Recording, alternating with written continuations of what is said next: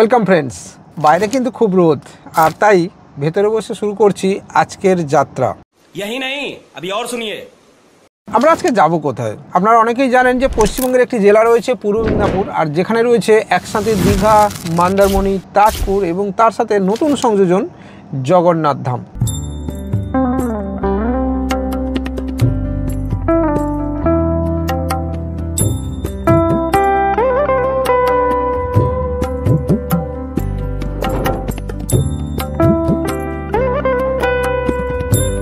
আবার এই জগন্নাথ ধাম বলাতে অনেক বিতর্কও কিন্তু রয়েছে। ধাম বলা যাবে কি যাবে না, এই বিতর্ককে দূরে সরিয়ে রেখে আমরা আসলে যাব যে জগন্নাথ ধামকে দেখতে, আর সেখানে দেখব যে এই নতুন মন্দির কেমন হয়েছে। অলরেডি এই সোশ্যাল মিডিয়ার দৌলতে অনেকেই দেখে নিয়েছেন, তো অনেকেই অনেকভাবে দেখিয়েছেন। আমি দেখব আমার মতো করে। মন্দির, সমুদ্র আর তার চারপাশের অঞ্চলগুলো দেখানোই আজকের এই ভিডিওর মূল উদ্দেশ্য। তো চলুন বন্ধুরা, দেরি না করে আমাদের এই যাত্রাটা শুরু করা যাক। চলো ভাই, দেখো আপনি কি করতে। আমরা চলে এসেছি কিন্তু অনেকটাই। এই মুহূর্তে রয়েছি দুরমুট, অর্থাৎ কাঁথির কাছাকাছি। কাঁথি বা কন্টাই যাকে বলে।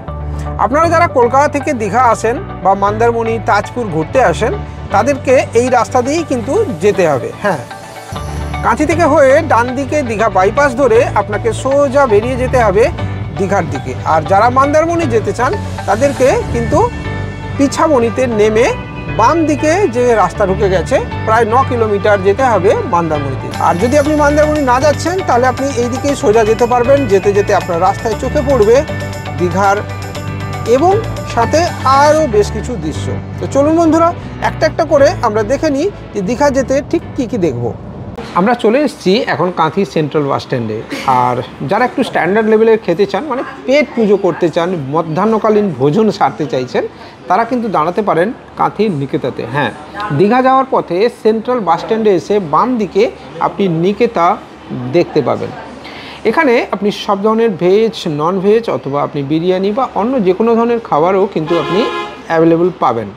তো চলুন বন্ধুরা, আমরা আজকের কি মেনুতে খাচ্ছি সেটা এক ঝলক দেখে নেব। চলে এসছে আমাদের খাবার, ঠিক আছে। একদম 2 প্লেট ভাত, এটা হচ্ছে পোস্ত, আর এটা হচ্ছে ডাল। আপাতত খেয়ে নিই, তবে এটুকু বলতে পারি যারা সফিস্টিকেটেড, যারা একদম সুন্দর নিরামিষ বা নন ভেজ আপনি খেতে চাইছেন, আপনি এখানে আসতে পারেন। এটুকু আপনাকে আমি বলতে পারি যে খেয়ে আপনার মন ভরে যাবে, সাথে কিন্তু পেটও ভরবে। হ্যাঁ, তবে বিলের অ্যামাউন্টটা আপনাকে একটু অখুশি করতেই পারে, ঠিক আছে। তো চলুন বন্ধুরা, খাওয়া দাওয়া কন্টিনিউ করে আমরা এবার চলে যাব সোজা দীঘার দিকে।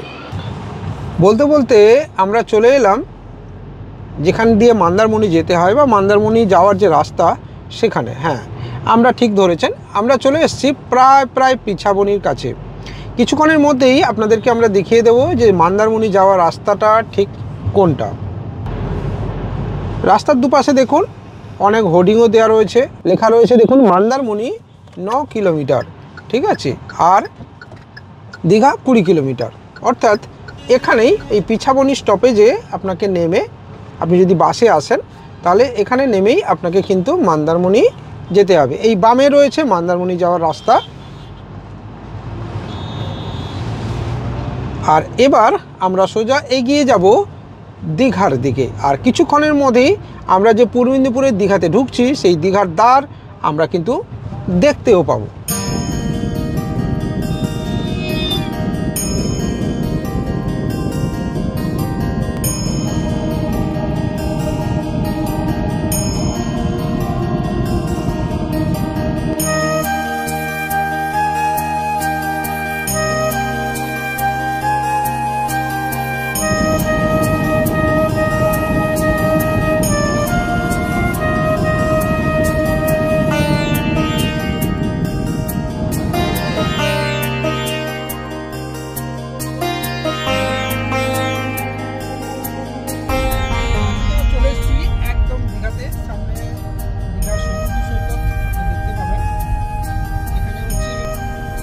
দীঘা বাংলো সৈকতাবাস, আর ঠিক সামনেই চোখ রাখলে আপনার নজরে আসবে দীঘার সমুদ্র সৈকত। হ্যাঁ, যেখানে লাখো লাখো পর্যটক ভিড় করে আসার জন্য বা দেখার জন্য। এটা হচ্ছে ওল্ড দীঘা, যেটা বলতে পারেন। এখানে প্রচুর মানুষ ঘুরতে আসেন, গাড়ি পার্কিংয়ের সুব্যবস্থা রয়েছে, এদিকটাতে বসার ব্যবস্থা।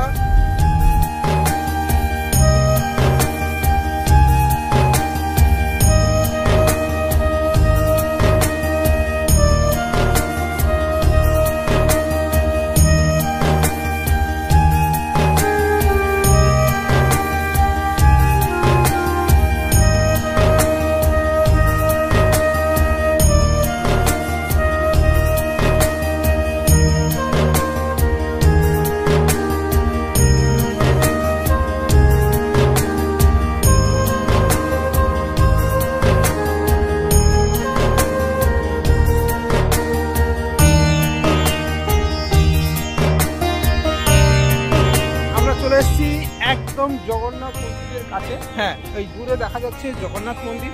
গাড়িটা দূরে পার্কিং করে দিয়ে এবার আমরা জগন্নাথ ধাম সংস্কৃতি কেন্দ্রের দিকে গুটি গুটি পায়ে চলেছি এগিয়ে।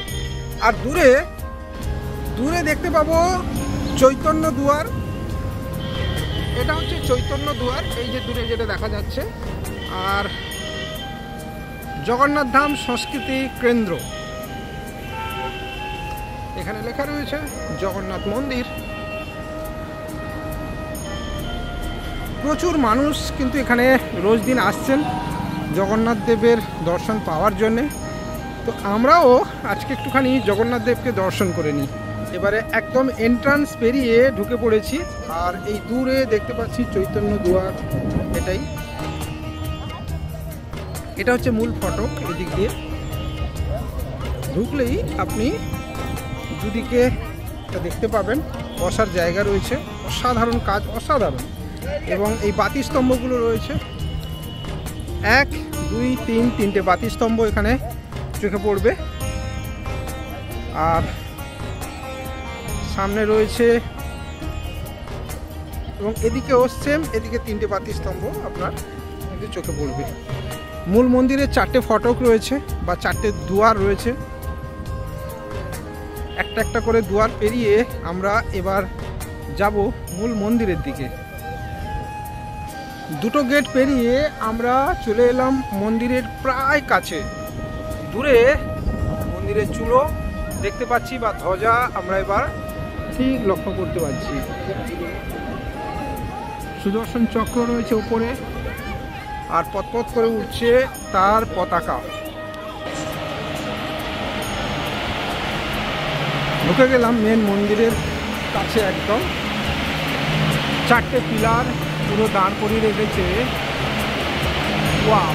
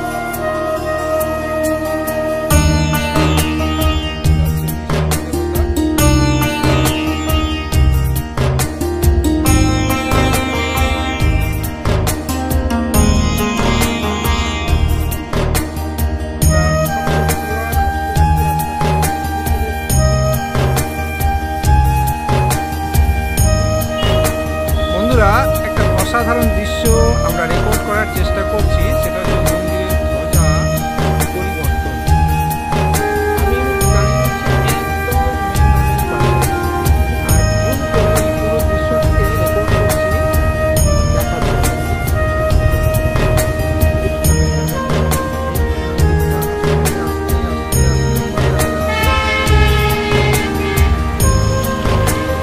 আমি ঠিক এখানে দাঁড়িয়ে রয়েছি, রয়েছে দুটো ফোয়ারা একদম মেন রোডের পাশে।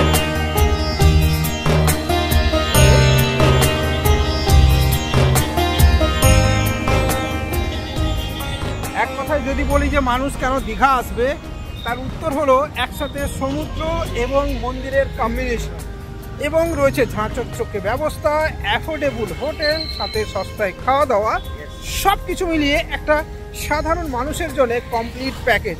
তাই আজকের ডেটে পশ্চিমবঙ্গের পূর্ব মেদিনীপুরের এই জেলায় দীঘাতে মানুষের ঢল কিন্তু নেমেছে, আর এখান থেকেই সরকার ইনকাম করছে রেভিনিউ। তো চলুন বন্ধুরা, আজকের এই ব্লগ ভিডিও এখানেই আমরা শেষ করছি। আশা করছি আমাদের এই ভিডিও থেকে আপনি দীঘা এসে কি দেখবেন এবং সেই দেখাটা আপনার চোখে কতটা সুন্দর হবে, আশা করি আপনি ভিডিওর মাধ্যমে বুঝতে পেরেছেন।